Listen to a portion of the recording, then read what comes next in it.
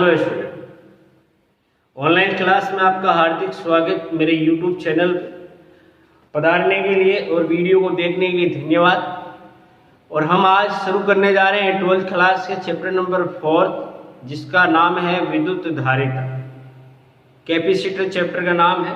तो हम कैपेसिटर के बारे में पढ़ने जा रहे हैं। याद रहे कि बोर्ड के व्यू से और कंप्यूटेशन व्यू से ये चैप्टर बहुत ही शानदार है और आपको आने वाले टाइम के लिए ये चैप्टर पूरा इतना हो जाएगा कि आपको ये अंगुलियों पे याद होगा, तभी जब अपने पीछे तीनों चैप्टर आपको याद हो। बहुत सिंपल सा चैप्टर है, केवल नाम से ही अपन सब कुछ कर लेंगे। तो देखना, आप सबसे पहले कहते हैं विद्युत धारिता। विद्युत धारिता। अब देखो यहाँ एक नाम आया, अपने चैप्टर के नाम से सीखते हैं, पहले इसका परिचय सीखते हैं। तो देखो विद्युत धारिता, धारिता का मतलब क्या है? आपको कोई चीज को धारण करना, जैसे भंगवा धारण करना या कोई भी चीज धारण करना, या कोई टंकी है पानी की, उसके अंदर पानी भरते हैं तो वो टंकी उस पानी को धारण करती है। उसी प्रकार से विद्युत धारिता का मतलब क्या है कि ऐसी कोई युक्ति है जो किसको, विद्युत का मतलब क्या था? आवेश। तो आवेश को धारण करने की क्षमता धारिता कहलाएगी। कौन सी धारिता? विद्युत धारिता। इन धारण करना, किसको धारण करना? आवेश को। अब इस चैप्टर में आपके दिमाग में एक ही चीज रहनी चाहिए सर, कि जहां धारिता शब्द आएगा इसका मतलब हम सीधा ये समझेंगे कि वह युक्ति होगी, जो भी युक्ति होगी वो आवेश को धारण करने वाली होगी, यानी आवेश को ग्रहण करने वाली होगी, उससे हम बोलेंगे धारिता। कौन सी धारिता? विद्युत धारिता। यदि विद्युत है तो आवेश को धारण करने की क्षमता होगी। जल की धारिता तो जल को धारण करने वाली धारिता होगी। उसी प्रकार से हम इसके आगे इस संदर्भ में हमें क्या क्या पढ़ने महत्वपूर्ण बिंदु उस पर आते हैं। तो सबसे पहले देखो, आपको दो चीज याद रखनी। एक होता है चालक और एक होता है विद्युत रोधी।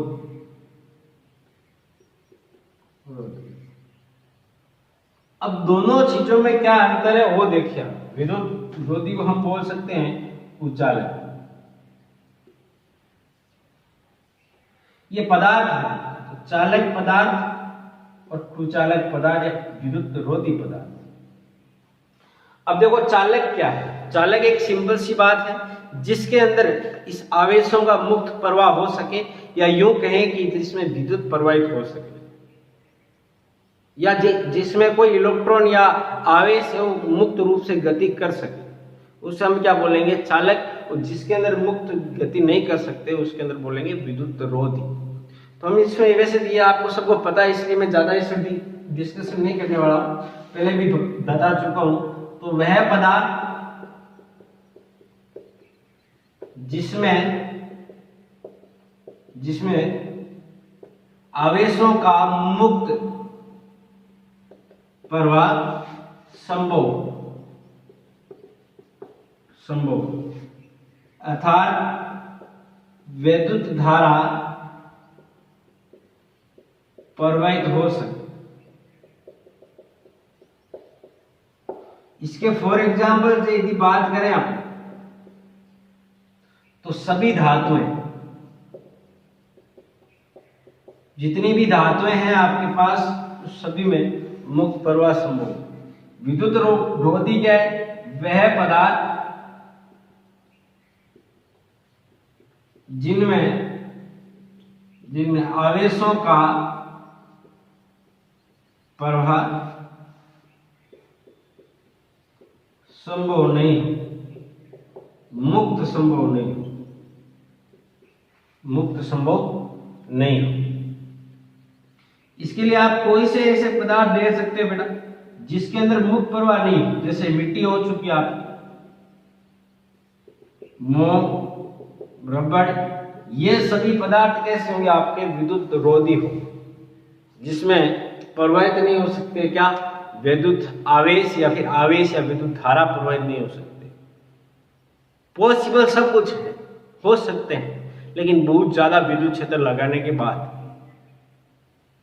इतना बोले सामान्य बात करते हैं तब हम ये कहते हैं कि इसमें मुक्त प्रवाह नहीं हो सकता, किन आवेशों या जो ये इलेक्ट्रॉन वगैरह। अब ये तो सिंपल सी आप सब जानते हो, और इसकी परिभाषा आप जानते हो। विद्युत धारिता फिर वह युक्ति जो आवेशों को ग्रहण करती है या धारण करती है, उसकी जो क्षमता है वो कहलाती है विद्युत धारिता। ठीक है, अब हम चलते हैं आगे। आगे क्या है तो वो देखिए आप। अब दो चीज बताने जा रहा हूं, वो आप ध्यान सुना। यहां से चैप्टर का थोड़ा मोड़ आता है।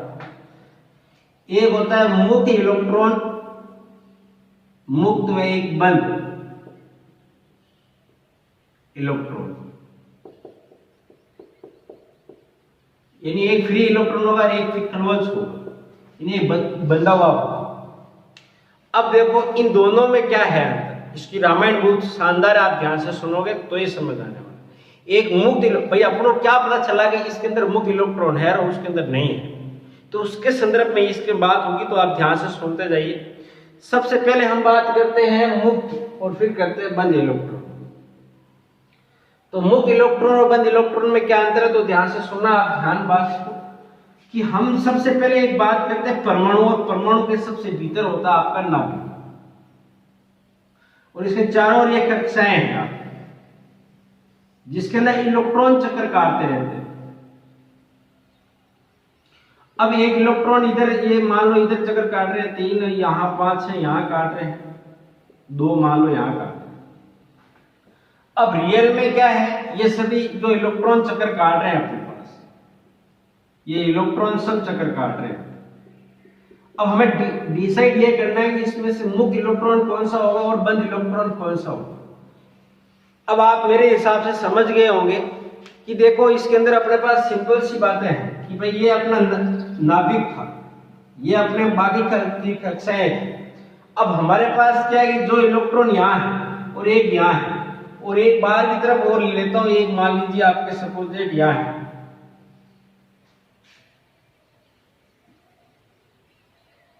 अब यहां वाला जो इलेक्ट्रॉन, तो हमें नाभिक के अपने पास पता है कि नाभिक इन पे एक आकर्षण बल डालता है जिसको परीक्षण बल बोलेंगे, परीक्षण नाभिकीय बल।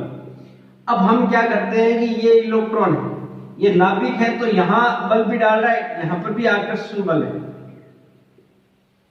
यहां पर भी आकर्षण बल है। तो होता क्या है कि इसमें फ्री इलेक्ट्रॉन कौन से होंगे आपके, यानी मुक्त इलेक्ट्रॉन कौन से होंगे जो रैंडमली गति कर सके, घूम सके, उस पर कोई ज्यादा प्रतिबंधित नहीं हो। तो हम क्या कहेंगे, जो नाभिक से सबसे दूरी पर स्थित होगा, जिससे नाभिक के बल सबसे कम लगता है, जिससे न्यूनतम बल लगेगा, नाभिक का जो आकर्षण बल है वो सबसे न्यूनतम लगेगा, तो हम बताइए इस बाहर वाले इलेक्ट्रॉन को थोड़ी एनर्जी देकर इसको बाहर निकाल सकते हैं, जो कि संयोजकता जिसे वो निर्धारित करते हैं, या संयोजक कक्षा बोले, यानी बाहर वाली कक्षा है, उसके अंदर जो इलेक्ट्रॉन होगा वो मुक्त इलेक्ट्रॉन कहलाएगा। तो इसको क्या बोला जाएगा, मुक्त इलेक्ट्रॉन। और जो नाभिक के सबसे निकट होगा वो आपका बंद इलेक्ट्रॉन कहलाएगा, बंद इलेक्ट्रॉन। क्यों बेटा, क्योंकि नाभिक के जो सबसे निकट होगा तो वो आकर्षण बल ज्यादा होगा। तो मैं यहां एक फंडा लिख देता हूं, आप उसको समझ लेना, फिर डेफिनेशन खुद ही लिख लेना। क्या है, जिस इलेक्ट्रॉन पर नाभिक का आकर्षण बल न्यूनतम लगे वह इलेक्ट्रॉन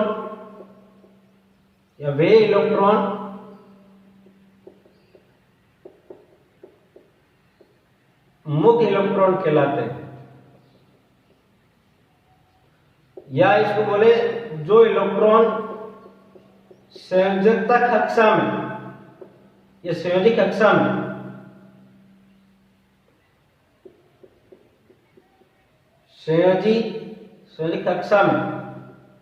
में उपस्थित हो मुक्त इलेक्ट्रॉन कहलाते हैं, मुक्त इलेक्ट्रॉन कहलाते हैं। और जो या जिस या जिन इलेक्ट्रॉनों पर